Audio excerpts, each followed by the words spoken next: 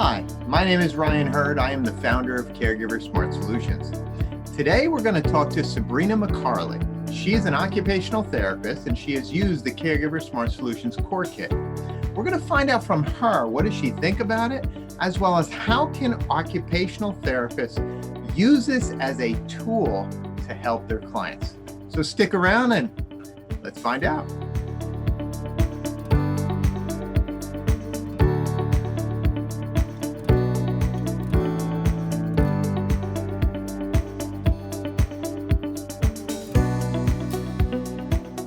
All right, here we are.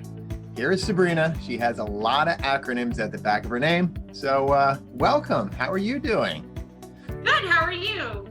I'm doing great. So I looked at your profile. You know, we've spoken a couple of times. We've actually shared the Zoom stage together, which is very good.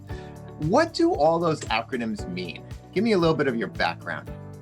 It's like that alphabet soup, right? That people joke it keeps getting bigger and bigger. Right. So I am an occupational therapist by background. That is definitely where, has led to all my alphabet soup and to my passion. My career has been exclusively in the post-acute care setting. So some of my specialized trainings include things that are very specific to a skilled nursing facility for the overall quality care for the MDS, as well as for QAPI, which is quality assurance performance improvement. So overall facility outcomes. And then some of the other things that are there, I have my CLIP certification, and I think that the CLIP certification piece really ties into my passion for really the geriatric population and really looking at something that allows us to really think beyond traditional therapy. And, one of the things that COVID has done is it's really shed light to the fact that, traditional rehab is kind of out the window, and traditional care is really out the window.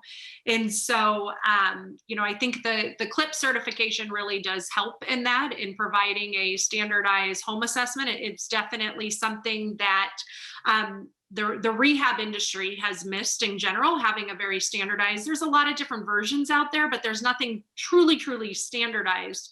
But what it also allows us the opportunity in a rehab world, from an OT perspective, I think, okay, my interdisciplinary team is going to be my PT, my OT, my speech, nursing, social services, maybe the physician. And what living in place really does is it expands upon what our traditional interdisciplinary team is, to look at an interdisciplinary team differently, to look at it and say, who is interacting with that resident, with that individual in their home setting. So that might be an interior designer, that might be a builder, that might be a home inspector, it might be the handyman, it could even be the landscaper. It's anybody who comes in contact needs to really have the ability to say, yeah, just because it looks pretty, it may not be functional, right? Who do we call upon as the expert? That's really interesting. So for the people that don't understand your world, let's just go through the process. So I have mom or grandma, somebody that I love and care about, and an event happens, right? She falls, maybe she breaks her hip, she's having a harder time getting around. So then she visits the hospital, she goes into the emergency room, she gets fixed up. From there, she goes to, and I just learned this, the SNF, Skilled Nursing Facility. Thank you to Tech Rehab Summit. That was just last week. So she goes there, and then you guys are helping her basically get back up to speed, right? Whether it's physical, whether it's whatever it is. And then there's a point, and you said your teams, you have PT, OT, speech therapists, a whole bunch of people on your team. But then there's a point at which somebody has to make that decision. And it seems like it's a two-way street, right? Either mom's going home or mom's going to an assisted living facility or something like that. So when we talk about the home, what's that process like? What are you looking for in the home? What are your considerations? You've seen mom, she's made, a lot of leaps and bounds going forward, but there's concerns. What does that look like? Yeah, so I think if we take that step back and we say, okay, the reason that mom went to the skilled nursing facility is because she was unsafe to live alone, or she was Okay. unsafe to go back home with dad, right? That she still requires 24-hour nursing care or 24-hour Hmm. skilled care. So there's a skilled need where we're saying it's not quite safe in that environment, right? So Interesting. then what happens is we'll do our comprehensive evaluations and talk with the loved ones and say, okay, where does your loved one, where does your mom need to be in order to safely transition home? Or is that the goal? And Right. then we will create our plans of care based upon that. And at some point, like you said, it could be, multiple weeks in, it could be early on. There's a variety of things where the conversation could be had in what we call care plans, where the decision is made to say, we don't feel safe that mom goes home alone. We feel that mom would be safer in an assisted living. That's interesting. Now, is there a point at which, and I believe this has come up in one of our conversations, that there's a point at which you kind of try to look into why the event happened? For example, was mom fine and she just tripped and then she just happened to fall and break her hip and, it happens, Mhm. or something else going on? There's a point at which you look into that too, right? That feeds into your decision. Yeah, so we, in our initial evaluations, we find out, what occurred, what happened to cause this event. So it could be something where you have mom who has been steadily declining at home. And Okay. so it was little falls, or, maybe little things were happening and it led to a larger event. Or you could have a situation where, mom just happened to be in the kitchen and her French bulldog got underneath her Uh, feet and she fell and she broke her hip, and mom has been perfectly independent, no issue, but it was that dog that's the fall risk caused the right. problem. But Always the dog. always the dog, right? It's what I say. They're the biggest fall risk. I got one. But what's important though is finding out from our evaluation that level of detail, because it gives us insight into a what is going on from the home environment. So if somebody lived at home alone and they've been independent, didn't need any caregiver assistance, and they were the true caregiver then of that dog, that's important because we need to keep that into consideration to know, all right, if we're going to discharge mom back to her home, she's got this French bulldog. And I can tell you firsthand, they're very particular about when they eat, right? So then we need to make sure that we're not only addressing the safety of mom going home, but how's mom Oh, going to care for that dog, right? a good point. So there's all these little pieces that are so imperative when we're doing, from an OT perspective, we do what's called an occupational profile as part of our comprehensive evaluation that gives us that insight as to what we need. Hmm. So it's really looking at, or you're looking at all the things we take for granted, right? I mean, we live within our environments. We're really not thinking about that. I'm really not thinking about the dog. I'm not thinking about how many times I go to the bathroom. I guess we're kind of on autopilot. But from your standpoint, you're really taking a granular look at our loved one, mom, and then also the household. Okay, so how can I get mom up to speed? But then when she goes home, are there other things that I need to know about, i.e., the dog, that I also have to help her take care of that task? Now, we had spoke about Living in Place Institute, bunch of great people there. We know them well, right?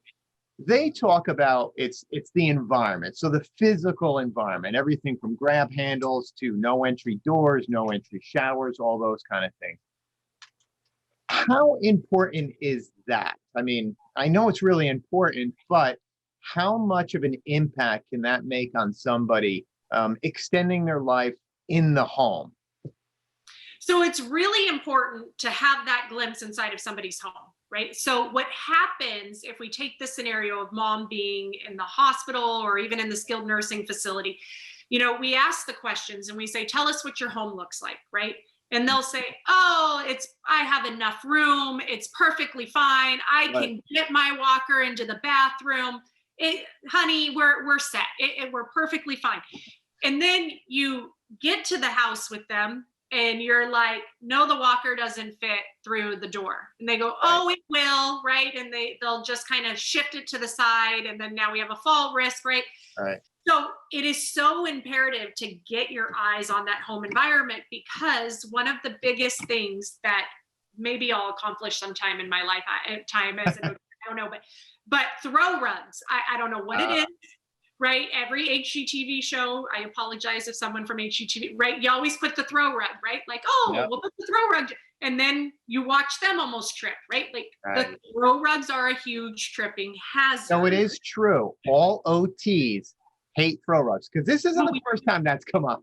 We do. Because think about it, right? It's okay. If you're no adaptive equipment, right? So you're walking around your house, you don't have, front wheel walker, you don't have a cane, right? Then you come home and you get that and you're getting caught on it, right?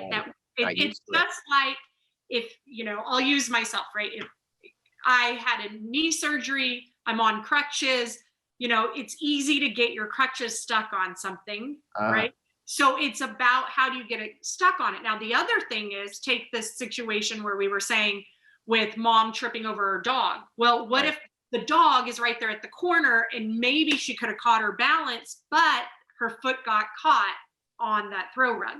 And then just kind of rolls. It just kind of tumbles. So yes, it is something of a pet peeve that we do not like throw rugs, right? It's so important to look at that and say, okay, how are you going to get into your home, right? And then once you're in your home, what does that look like? Because you can get somebody into their home, but if they can't safely function in their home, what does that mean? You don't want someone to become bedbound if they're able to be mobile within their home, right? You don't want someone to be limited, that they can't use the restroom or that they can't get into the kitchen or feed themselves. So the home piece is imperative. And I think when you go beyond that to some of the technology that you were referencing, there's a lot of technology that can help your mom, your loved one, stay safe in their home and make the loved one feel safe, but also, make, the daughter, or whoever, everybody feels safer knowing that mom's home, if we've got extra protections there for her. Interesting, because you also touched on something else which leads into psychology, right? It's mom saying, oh, everything's fine, I've got plenty of room, and then she takes a walker and it really doesn't fit through. But people have to understand the psychological component, right? Our aging loved ones don't want to be a burden on us. They don't want to be a burden on the caregivers. They don't want to be a burden on anybody. I can take care of it. It'll be fine. But what we also see is we see that they tend to self-isolate. So if somebody is having an issue, it's harder for them to either see or walk or move around. They tend to not go outside because now they're worried about, really impeding anybody else. And there was an interesting fact that I just learned from a PT. And one of the things we were talking about, gait and speed. So if we can figure out how long it takes, and you OTs, you guys, you have this measurement on, you have mom get up, you have her walk a certain distance, turn a corner, come back. And it's fascinating because you apply that to, let's say, the world outside of the house, and you're looking at something. We need our loved ones to be able to move at a rate of 2 miles an hour minimum, because for the most part, if she has to cross over a crosswalk, like a road, those lights are at about 2 miles an hour. And I never knew that. And it's fascinating to find out from the community on all these little nuances and how much broader your thought process is, as opposed to, again, the rest of us who take all this for granted, That's important. Sorry, but that's also important for you to know. If you know that mom, it's 200 steps from mom's bed to her bathroom.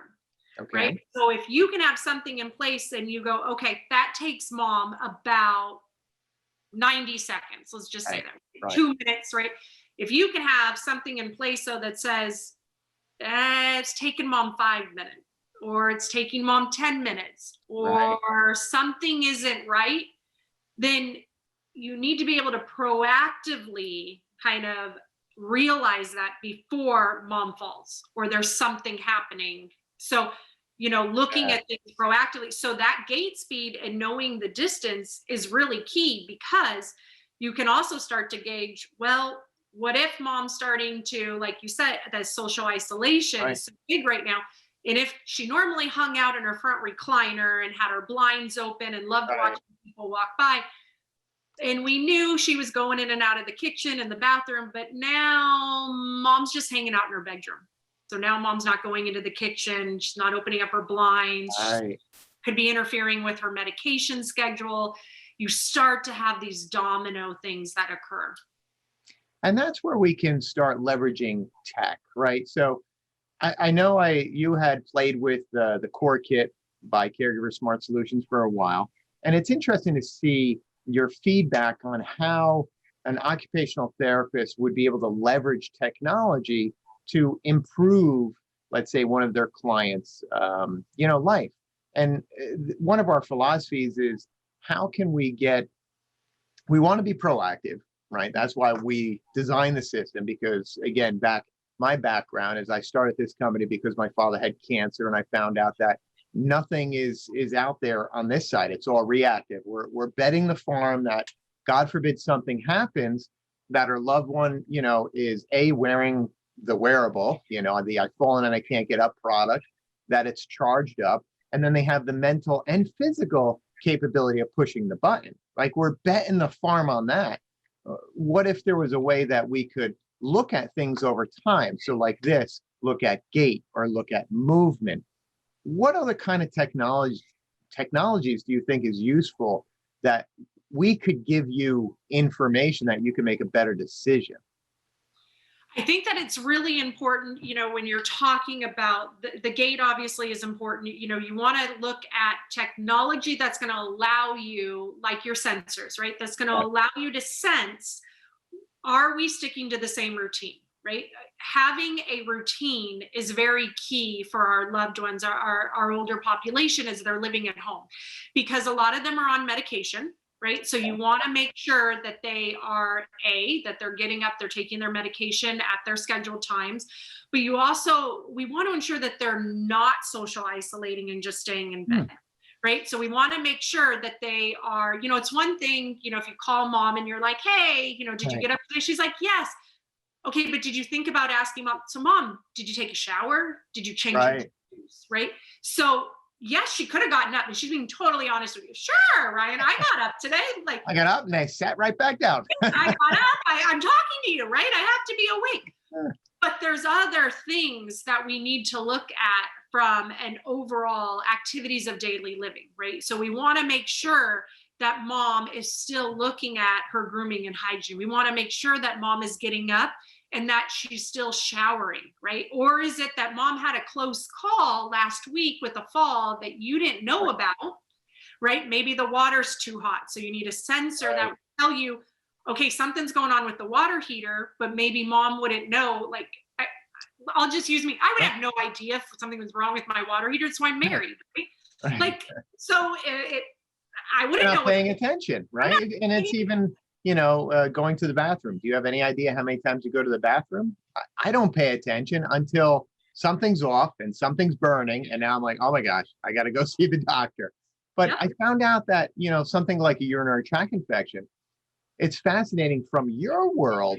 There's a lot more indicators prior of physically doing it. So things like agitation, changes in mood, things like moving around a lot more, all of these things that, from my standpoint, having environmental sensors, I can pick up, but I didn't realize from your standpoint, you're looking at, well, if this is happening and this is happening, it could be this. Or I think we had the conversation, whereas you asked, can I tell if the lights are left on overnight? And I'm thinking, yeah, I can. And I'm thinking it's a forgetful thing. And you're saying, well, it could be that, or it could be an indicator that mom's having a harder time to see. And now she's leaving the lights on. So when she gets up at night, she doesn't want to trip. Again, you're like thinking, the industry is thinking very three-dimensional. Yeah, so there's a couple of things, right? It's also important, if you just broke down from the UTI perspective and dehydration, right? Right. If you know that mom has I don't know, do we call them traditional if they don't have the water in their door anymore? I know that you Right. can supply A them. I don't know if regular that's refrigerator. traditional, right? But if they had that type of a fridge, then it's one thing, we could put the sensor on to know that mom's Right. opening and closing it, right? But that's only pretty much guaranteeing food. That's not Right. guaranteeing liquid. So if you know that mom loves her water, but she uses the tap water, right? Yeah. So how are we looking at things differently, right? Is she even going to the sink, right? Or she's Right. opening up the door 1,000 times? And, then it's one of those things that if mom normally only goes to the fridge 3 or 4 times a day, and then all of a sudden the fridge is opening 20, 30, 40 times a day, that also should be a red flag to say, is mom forgetting that she's Right. going to the fridge to get something to eat? Does mom not have food in her house? Mm. And so she keeps going. Is she hungry? Is there something happening that maybe she's hungrier more right now? But also from that light perspective, it can give you the insight too as to, okay, mom, are you wearing your glasses? Maybe mom Right. broke her glasses, but she wouldn't Oh, think to tell you that she broke her glasses because she doesn't want to go to the eye doctor, right? right. So you can start asking those questions as to like, hey mom, were you hanging out in the living room till 11 o'clock last night? Or is there a new show you really like? And she's Right. like, You're "Oh." binge watching now. Yeah, like, are you into Netflix? Like, you can start asking these questions Right. because what we start to see with our elderly patients is there is that dignity piece, right? Yeah. They don't, and there's that piece where they don't want to feel like they are burdening you. Right. So by having technology that you can tap into, that the loved one is able to start by facilitating those questions, it starts to bring down the level of defense. Yeah, And it opens up it opens up that conversation. And one of the benefits of having, sensor technology like we're using is, well, simply stated, we are closed loop. And what I mean by that is whatever goes in must come out. Right. So when we start stitching things together and we see, the opening of the fridge, the drinking of the water, and then use of the bathroom, it's a closed loop system. We know that everything is fine. And looking at, habits. The best thing about this is we're all creatures of habits, right? You get up at about the same time, you go to the bathroom, you go to the kitchen, you make your coffee, maybe you make a bagel, whatever that is, and then you sit in front of the TV or tap on your laptop and do what you got to do. Well, our aging loved ones do that too. So by creating a baseline over time, we can see things like something radical. In other words, UTI, right? All of a sudden, she was going to the bathroom twice a night, now 5 times a night. That's hockey stick. But we can also look at things over time. And that's where, OTs can look at it and be like, I'm starting to see indicators because you guys really know what you're looking for. And we, the common person, I have no clue. I've learned so much over the Rehab Tech Summit, let me tell you. And speaking to you. well, it also is one of those things that what I really love too is we can, yes, I could be considered that subject matter expert, but I can incorporate you into that caregiver training of here's some of the things that you should be looking for. One of the other things, I'll just use this as an example. Our wind last night was crazy. Where I live, we get crazy, crazy wind. And it's very easy if you did not shut and lock your door for the doors to swing open. Oh, Right? okay. So if you had a situation where you've got an older house like I do, you've got, a loved one that maybe doesn't have the strength or thinks that they shut it, right? I mean, this happened to me. I thought that I shut my French doors last night, and all of a sudden, my dog is standing there. I'm like, why are my doors open? I could have sworn that I shut it, right? So Right. it's one of those, when you can have that conversation too, when the wind is howling as loud as it was, if I was in the back of my house, I wouldn't know that my Right. door was open, right? But you can get an alert and say, hey, Ma, right? Yeah. Why is the door open? Why is your door open? It's 20-mile wind going on out Right. there. You probably need to go shut your door. So there's a safety piece to this as well. True. I think when you start looking at, we can have smart door locks, right? I mean, you can have all of that, but what is another measure of safety to say, Right. okay, well, maybe mom likes to go outside and get her, newspaper every day. If she hasn't gone out the front door for 3 days, that's really a red That's a flag, problem. right? Like, Yeah. why isn't she going outside? Or if the door is staying open for very long periods of time, why is that?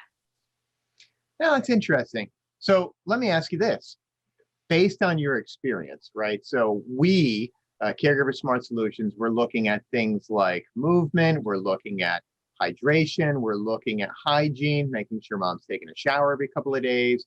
We're looking at doors, we're looking at cooking, we're looking at, whether they're sedentary or are they moving. We're looking at a whole bunch of things.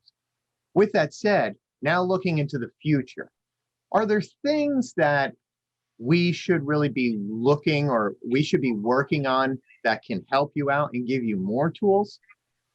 I think one of the things as we start looking at the future is we're starting to look at, okay, how do we keep our loved ones safe while still ensuring, this public health emergency is still happening. Right. So what can we do within the home to have them safe and to limit their outside exposure, right? So what even can we take it to the next level with certain alerts, right? Okay. So can you incorporate something, instead of having 5 or 6 different pieces of technology, which in itself can be burdensome, right? It's how can you start timing things together? Medication non-compliance is the number one reason for readmission, right? Oh. So when you're taking medication, that's the biggest thing. So we can put a sensor on the medicine cabinet, but that doesn't ensure that mom actually took her medicine, right? So how can we, that's one of the biggest things, right? How do we ensure the medication adherence? So any alerts, for simple things like that, or when to order your medication is another big one, right? Or even, how do you tie your medication into an app? Because if mom, who's going to be ordering the meds? We've got to look also, I think things like the Instacart, those are going to continue to be big. I know that's not a center, but it's about how do we keep mom and dad safe in their house longer? So I think it's even, how do we look at I have a ring so I can look and see who's at the front door. Right. But you want to ensure you don't just want your 90-year-old mother opening up the door to anybody knocking on the door. It's very easy to say, I have your stuff. Well, you don't know what the stuff is, right? So more, I think, being able to kind of put more things together that limits the need for multiple pieces of technology. Right. And I think also to build upon that, some of the skunk works that we're doing, think of things as leveraging voice technology to nudge mom. Hey, Ma, don't forget, 3:00, did you take your medication yet? Now, I already know you didn't take your medication, but nudging her down that path. Also, things like, you had brought up once about can we tell if mom has opened up the shades? It's because if she is, number one, it's natural sunlight, it's vitamin D, but it's also about keeping their moods up, right? So another thing is to ask them, how's your mood today? Hey, how you feeling today? And getting that feedback. Because again, over time, back to the urinary tract infection. Now I understand why they might be getting up and why they might be getting a little more spicy. Not that our aging loved ones are spicy, but you've never met my grandmother. But now maybe we realize why they're spicy. And I would be too if I kept on getting up, trying to go to the bathroom, can't. I'm going to get frustrated. So things like that. Very interesting. Well, we've got a bunch of things that we're going to be working on at Skunk Works here. And we want to make life just a little easier for the OTs as well as the caregivers. So Sabrina, listen, I don't want to waste any more time. I really do appreciate having you on. And, thank you very much. Thank you. Have a great day. All right, you too.